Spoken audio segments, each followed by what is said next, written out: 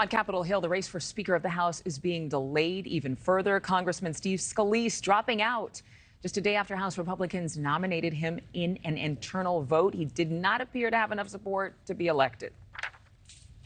And I was very clear. We have to have everybody put their agendas on the side and focus on what this country needs. This country is counting on us to come back together, and there's still schisms that have to get resolved. Niall Stanage, White House columnist for The Hill, is back. Okay, Niall, so if Scalise is out, does that mean Jim Jordan is a shoo-in? It does not, no, because one of the reasons Steve Scalise is out is because Jim Jordan's loyalists, some of them at least, were disinclined to vote for him. Now, of course, you have the opposite problem. Steve Scalise's loyalists are now in their feelings about what has happened, and some of them don't seem all that eager to vote for Jordan. And the math here is very tight. Whoever is nominee can only afford to lose 4 votes among Republicans because Democrats, naturally enough, will support their own leader for Speaker. Was health a factor in Scalise's decision? Was what a factor? I'm sorry, Adrienne? His health, his cancer His fight? His health was an issue, I think. I mean, it was raised by former President Trump, among others. Steve Scalise is undergoing treatment for blood cancer. Now, he says the prognosis is good, that he has responded to treatment better than expected. But obviously, it did raise issues for some members, particularly given the rigors of the job. Yeah, understandably so. A lot of people have made this about Israel, right? About how the fact that Congress can't conduct any business, no floor votes without a speaker, could impact the amount of aid approved to support their war effort. But wouldn't much of that actually be signed off by the president, not Congress? Why? Is that why we're maybe not seeing as much urgency surrounding a new speaker? A couple of ways of answering that. I mean, one is that the United States provides an enormous amount of aid to Israel as it is, about $3 billion in aid each year. The question arises when there is, as there is, a request for additional aid.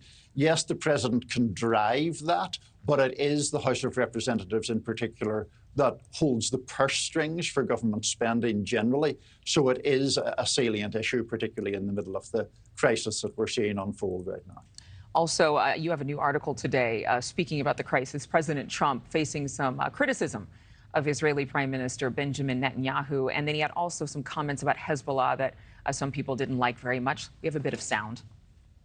I'll never forget that Bibi Netanyahu let us down. That was a very terrible thing. I will say that. Talk about the intelligence, or you talk about some of the things that went wrong over the last week.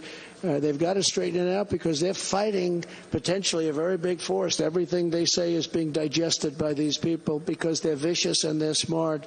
And boy, are they vicious. So now his GOP rivals, including DeSantis, are seizing on those comments? They are indeed. Ron DeSantis, the Florida governor, describing it as absurd to, as he characterizes it, attack Israel at this point.